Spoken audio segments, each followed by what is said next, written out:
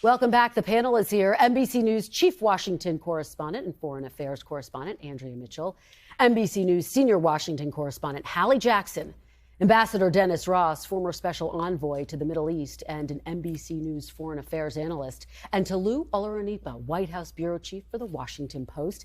Thank you all for being here.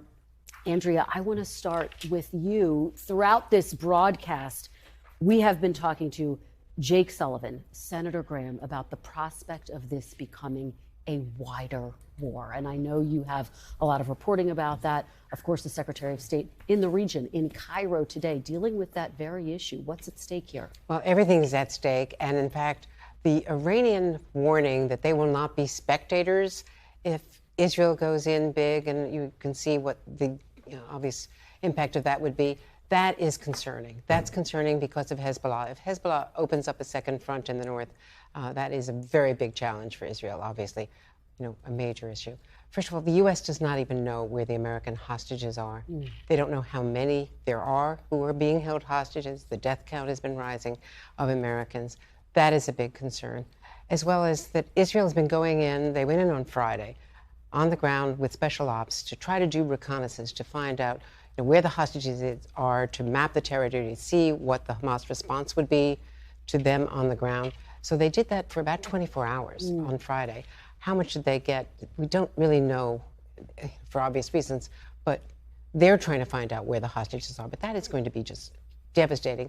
Big American concerns. You've heard this from the Secretary privately and publicly, saying that they are telling Israel, and he's going to be heading back to Israel, to stress the restraint. They are already losing the public relations, the support of Europe. So that is a big concern. But what you also heard today, importantly, Lindsey Graham got approval to go in with that delegation. The Saudi deal is not dead. This comes right after Secretary Blinken was meeting with the Saudi leader overnight. So they still want that. And, what they're not saying privately is that the Sunni Arabs are not supporting Hamas.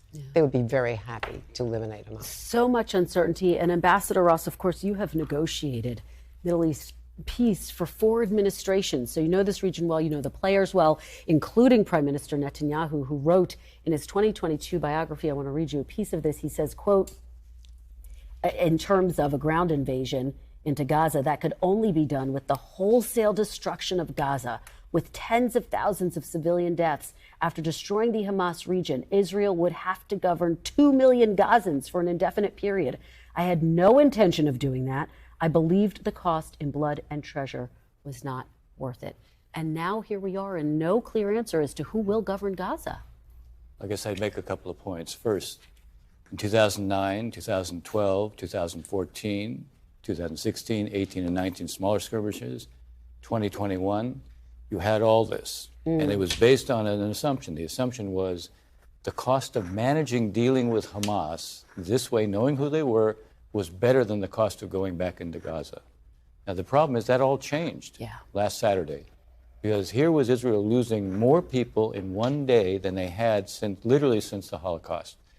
And the way it was done, the people who were killed, the hostages taken, all of this, the sheer brutality of this, the sheer absence of even a shred of humanity has shocked Israel and basically said, we now have ISIS living next door. We can no longer tolerate. That's why what was said before no longer applies, because the assumptions no longer apply. Yeah, Hallie, Ambassador Ross talks about everything changing. Everything changed for President Biden this week. You've been reporting on this throughout the week as well. A test for him, a major test. And one that he has cast in intensely personal terms, Kristen, as you well know here, the way he talks about it and the deep emotion that he has in these conversations, with a source close to the president telling me just this weekend that it is a function of empathy, they believe, that the president brings to this issue, and a function of experience as well. This is somebody who understands the world stage, who gets foreign policy. You are starting to see the White House also continue to draw in domestic messaging, events on the economy, for example, keeping the focus on the domestic piece of it, arguing that, hey, the president can kind of walk and chew gum at the same time here, handle this major international crisis while also focusing on the things domestically that Americans also care about.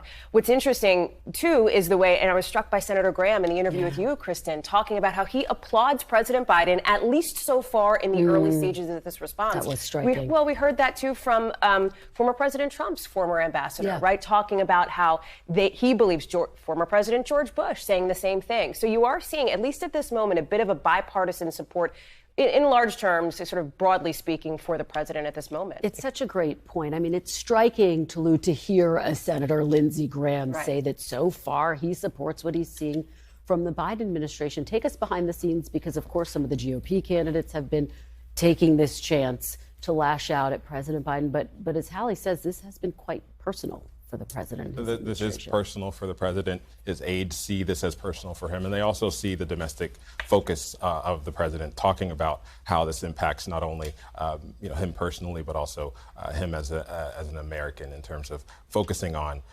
all of the various foreign policy implications, but also looking at how this impacts domestic politics. When you look at the fact that Senator Lindsey Graham is showing support for the president. Other Republicans are showing support for the president. You've seen the White House, you've seen the Biden campaign amplify those positive messages from across the aisle to say that, yes, the president is the age that he is, but he brings experience to the table. He brings foreign policy experience to the table. And that is something that they're focusing on and trying to amplify when they talk about all of the various implications, not only domestically, but also on foreign and policy. Andrea, again, this big test of this Saudi deal that we heard them say is not necessarily dead. The bigger picture here of those efforts to try to bring a broader peace in the region. It isn't dead. Obviously, it's not going to happen in the middle of a war, but they have to think about the day after, who's going to govern Gaza if they do get rid of Hamas, even if that's possible.